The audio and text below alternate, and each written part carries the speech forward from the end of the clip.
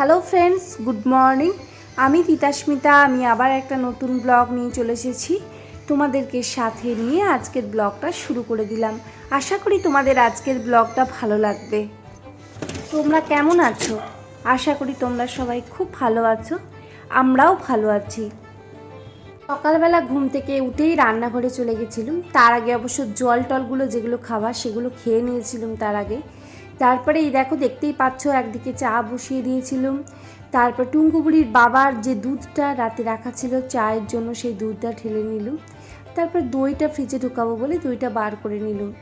আর দুধের সাথে আমার হচ্ছে বিশাল বড় একটা শত্রুতা, জানো তো। দুধ যখনই আমি ঢালবো তখনই দুধকে পড়তেই হবে, কেন জানি না। দুধের সাথে ওই জন্য বলছি না, দুধের সাথে আমার একটা বিরাট বড় শত্রুতা। চা বসালে দুধ উতলে পড়তে হবে, দুধ ঢালতে গেলে দুধ পড়তে হবে, মানে দুধটা কোনো না কোনোভাবে আমার হাত থেকে পড়তেই হবে। তারপরে দেখো, গ্যাস আর রান্নাঘরের কেবিনটা একটু মুছে নিচ্ছি। সকালে উঠেই একবার মুছেছি, তারপরে ওই যে দুধটা পড়ে গেল ওই জন্য একটু মুছে নিল। আজকে আমার সকাল থেকে ছিল, জানো তো, প্রচুর তাড়াহুড়ো। কেন বললো তো, আজকে আমার ছিল মায়ের বাড়ি যাওয়ার কথা। বাবার বাড়ি বলতাম, কিন্তু বাবা তো নাই, তাই মায়ের বাড়ি বললুম। যাই হোক, মায়ের বাড়ি যাব বলে খুব তাড়াহুড়ো ছিল। আর এই আমটা না কাল থেকে কাটা রাখা ছিল, মা কেটে রেখেছিল, কিন্তু গুড় আমটা কালকে আর করিনি। বিয়ে বাড়ি করে বিয়ে বাড়ি দেখবো বলে কাল সন্ধ্যার সময় আর গুড় আমটা বসাইনি। আর আজকে মায়ের বাড়ি যাব, তাহলে ওই আমটা পড়েই তো থাকবে বলো। ওই জন্য সকালবেলা আগে মানে একটু চাটা করে নিয়ে, টুঙ্কু বুড়ি ঘুমাচ্ছিল, ওকে নিচে শুয়ে দিয়ে আর আমি গুড় আমটা বসিয়ে দিলাম। এবার থেকে শুরু হলো চা ছাকার পালা আমাদের বাড়িতে। আজকে বোধহয় এটা ফার্স্ট চা ছিল, এরপর তো সারাদিন চলতেই থাকবে। মানে চা যে কতবার হয় তোমরা তো দেখতেই পাও। যাই হোক, রান্নাঘরে গুড়ামটা বসিয়ে গুড়াম করতে আমার যেন অবস্থা খারাপ হয়ে যাচ্ছিল।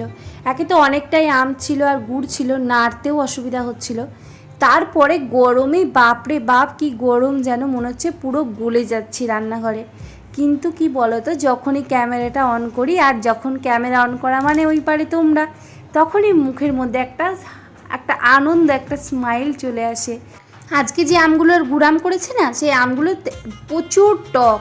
মানে বোধহয় তোমার 2 কিলো আমে 1 কিলো 1.5 কিলো গুড় দিয়েছি, আর বোধহয় 1 কৌটো বাতাসা দিয়েছি, তাতেও মিষ্টি হয়নি।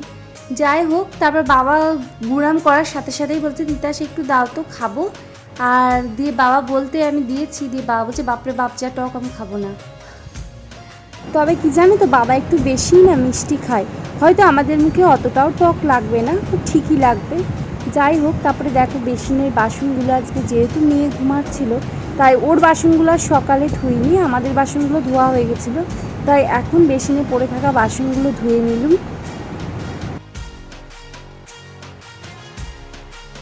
এই যে দেখো আমার গুড়াম, দেখতে তো খুব সুন্দর হয়েছে, কি জানি বাবার মুখে টক লাগছে কেন।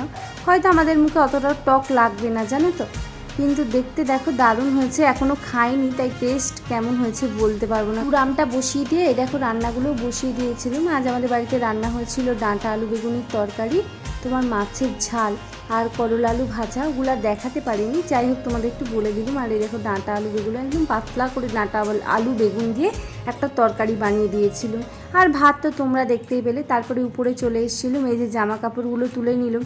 কেন বলো তো, অন্যদিন বিকেলে তুলি দিয়ে জামা কাপড়গুলো মিলি, কিন্তু আজকে তো আর সেটা হবে না। জামা কাপড়গুলো কেচে তখনই আমাকে মেলে দিতে হবে, তার কারণ আমি বাবার বাড়ি মায়ের কাছে যাব, সেই জন্য আর কি। যাই হোক, তারপরে দেখো জামা কাপড়গুলো তুলে নিচ্ছি। একদম পুরো পুজো টুজো করে নিয়েছি, একদম চান টান করে পুজো করে নিয়েছি। এই দেখো ঠাকুরগুলোকে দেখছি কি সুন্দর লাগছে। আর আজকে তো শুক্রবার, ওই জন্য চারমুখী প্রদীপটাও জ্বালিয়েছি। তাও তোমাদের একবার দেখিয়ে দিই, আমার চারমুখী ঘিয়ের প্রদীপ মা সুন্দরী মায়ের সামনে জ্বালিয়ে দিয়েছি। আর এই যে পুজো টুজো করে রেডি হয়ে বেরিয়ে পড়েছিল মায়ের বাড়ি যাব বলে। আর মুখের মধ্যে হাসিটা দেখেছো, আলাদাই হাসি, মায়ের বাড়ি যাব বলে কথা। আর আমার মেয়েকে দেখেছো, বাবা কি তার স্টাইল। আর এই দেখো, এটা হচ্ছে আমার মায়ের বাড়ি যাবার পথ। মানে আমাদের বাড়ি আরও গ্রাম, জানো তো, শুধু তাকালেই চারদিকে সবুজ আর সবুজ। যদি অন্য সময় হতো ধান দেখতে পেতে, এখন যেহেতু তিলের সময়, তাই চারদিকে শুধু তিল আর তিল, আর চারদিকে শুধু সবুজ আর সবুজ। আর আমাদের গ্রামের দিকে কিছু নাই, আর আমার গ্রামের বাড়ির দিকেও আর কিছু নাই, শুধু এইটুকুই দেখতে পাবে, সবুজ গাছপালা, মাঠ, গরু, ছাগল, এগুলোই দেখতে পাবে, তাছাড়া আর কিছু দেখতে পাবে না। তবে সবুজটা কি বলতো, শুনেছি চোখের জন্য নাকি খুব ভালো, আর গাছপালা ছাড়া তো আমরা অক্সিজেন নিতেই পারবো না, তাই এটা আমাদের জীবনে অত্যন্ত জরুরি। তারপরে এই দেখো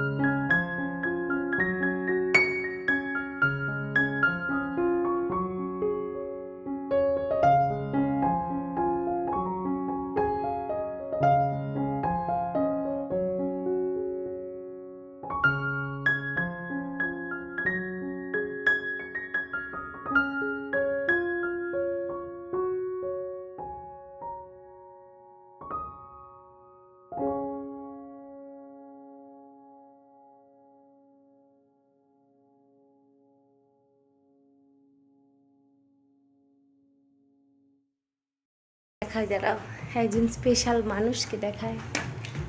এই দেখো, এটা কে বলো তো? আমার বাবা। এই যে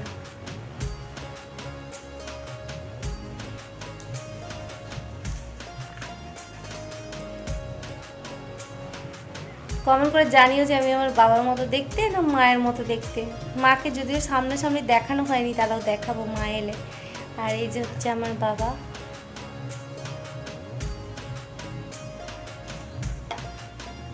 সব থেকে প্রিয় এবং কাছের মানুষকে তো তোমার দেখালো, আর আমার কাছের মানুষটি যে চলে গেছে, এখন বর্তমানে পৃথিবীতে নেই, তার কতগুলো প্রিয় জিনিস তোমরা দেখতেই পাচ্ছ। এরকম আমার পিছনে একদম পুরো শাড়ি করে ভর্তি, দেখতে পাচ্ছ কত বই, তার স্মৃতি, তার শুধু এগুলোই প্রিয় ছিল, আর তার কিছু থাকা নাই থাক, সেই সম্পদটা রেখে গেছে।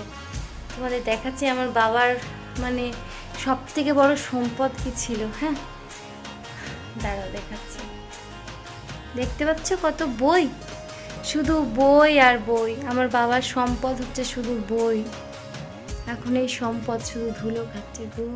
এই সম্পদকে গুছিয়ে বাগিয়ে, দেখতে পাচ্ছ মানে আমার বাবার কতটা যত্ন ছিল বইয়ের প্রতি, সিরিয়াল দিয়ে সাজিয়ে রেখেছে এখানে। আবার তোমার এই সিরিয়ালগুলো ডায়েরিতে নাম এবং বইয়ের নাম, সিরিয়াল সব লিখে রেখেছিল যাতে চট করে খুঁজে পায়। দেখো কত বই, এই দেখো দেখতে পাচ্ছ কত শুধু বই আর বই। এই দেখো শুধু বই আর বই আমার বাবার বাড়িতে। আর একটা জিনিসে খুব নেশা ছিল, সেটা হচ্ছে গাছে। তো তোমরা দেখতেই পেলে এসেই আমি আমার সামনেই পড়েছে মানে একটা আম গাছ, এই মায়ের আম গাছের একটা আম পুরো পেকে এরকম ঝুলছিল, আর আমি এসে পুরো তুলে আর ছিঁড়ে খেয়ে নিয়েছি। দাঁড়া তোমাদের দেখাচ্ছি, দাঁড়া দেখো কত গাছে আম ধরেছে, দেখো প্রচুর আম, ছোট ছোট গাছগুলোয় কত যে আম।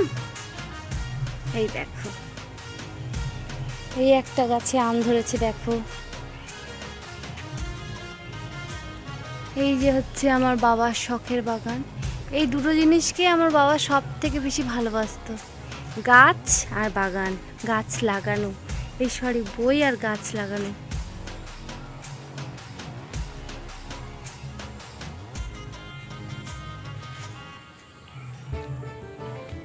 কৃষ্ণ হরে কৃষ্ণ কৃষ্ণ কৃষ্ণ হরে হরে, হরে রাম রাম রাম হরে হরে, হরে কৃষ্ণ টন্দে টন্দে দেখিয়ে তারপরে এই দেখো বিয়ে বাড়ি যাবো বলে একটু সাজুগুজু করে রেডি হয়ে নিচ্ছিলাম। আর এই যে দেখতে পাচ্ছ শাড়িটা, এই শাড়িটা হচ্ছে একটা ইকত, এটা খুলে পড়লে হয়তো আরও ভালো লাগতো, কিন্তু যেহেতু মেয়েকে নিয়ে মেয়েকে করলে তো করতেই হবে, সেজন্য অত আর স্টাইল করিনি, মানে খুলে টুলে পরিনি, ওই পরে নিয়েছিলাম। আর এই যে শাড়ি তোমার ব্লাউজ এই সব কিছু হচ্ছে আমার মায়ের, আমি কিন্তু কিচ্ছু নিয়ে আসিনি। আর এই দেখো আমার মেয়ের জামা পরে নাচটা দেখো, ওর আনন্দের সীমানায়, মা বিয়ে বাড়ি যাবো করে পাগল করে দিচ্ছিল। সেজে গুজে রেডি হয়ে নিয়েছি, বিয়ে বাড়ি যাবো বলে অনেকটা লেট হয়ে গেছে, অলরেডি 7:30 8টা বাজতে যাচ্ছে। এবার রেডি হয়ে গেছে, এবার বেরোবো। এই সিঁদুরটা ঘেটে গেছে একবারে। কমেন্ট করে জানিও কেমন লাগছে আমাকে। দেখো আমরা বিয়ে বাড়িতে চলে এসেছি, আর আমরা যে বিয়ে বাড়িতে গেছিলাম মানে এটা হচ্ছে আমার বন্ধুর বউ, আর এই যে টুঙ্কু বুড়ির বাবা, আর এই যে টুঙ্কু বুড়ি দুজনে দাঁড়িয়ে আছে বাবার হাত ধরে। আর এই যে হচ্ছে নতুন বউ, আর এই যে হচ্ছে ক্যামেরাম্যানরা। বিয়ে বাড়িতে এরা যে এত বিরক্ত করে, আমার বিয়ের কথা মনে পড়ে যাচ্ছিল শুধু, এইদিকে ঘোরো ওইদিকে ঘোরো, মানে মাথা পুরো খারাপ করে দেবে, এরা পাগল করে দেবে এই ক্যামেরাম্যানরা।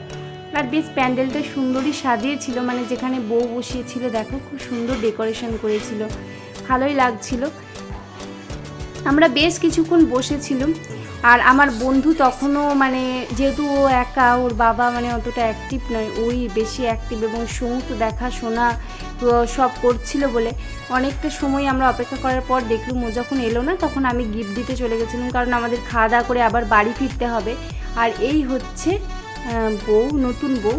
আর তারপরে দেখো আমি আর টুঙ্কু বুড়ি দুজনে মিলে টুঙ্কু বুড়ি দুজনে মিলে নয় সরি, ওর বাবাও তিনজনে মিলে খেতে বসে গেছিলাম। আমার যে বন্ধুর বিয়েতে গেছিলাম সেই বন্ধু হচ্ছে এই যে, একসাথে আমার বন্ধু আর বন্ধুর বউ। ঘুরে টুরে বাড়ি চলে এসেছি।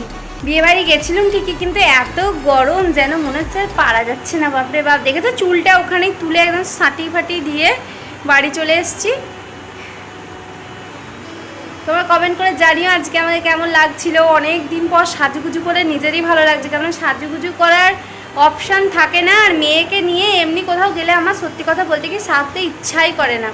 যেহেতু আজ বিয়ে বাড়ি ছিল, এই কী আর বলবো, এই মানে এই পারপাসে আমার একটু সাজুগুজু হয়ে গেল। মেয়েরা সাজতে খুব ভালোবাসে বলো, আমিও না সাজতে সত্যি কথা বলতে খুবই ভালোবাসি। আগে তো প্রচুর সাজতুম, কিছু না থাকলেও বাড়িতে মেকআপ করতুম, মানে যে মেকআপটা ঠিকঠাক হচ্ছে কি না সেটা দেখার জন্য। কিন্তু এখন কি হয়েছে বলো তো, এখন আর ইচ্ছা করে না মেয়েকে সামনে আবার মেকআপ করা। আজকে বিয়েবাড়ি ছিল সেই জন্য একটু করলাম।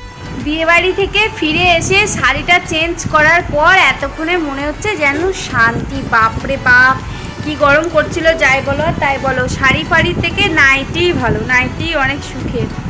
যাই হোক বাড়িতে চলে এসেছি, বেশ ভালোই খাওয়া দাওয়া হলো, আনন্দ হলো, পুরনো বন্ধুর সাথে দেখা হলো, অনেক দিনের পুরনো বন্ধু।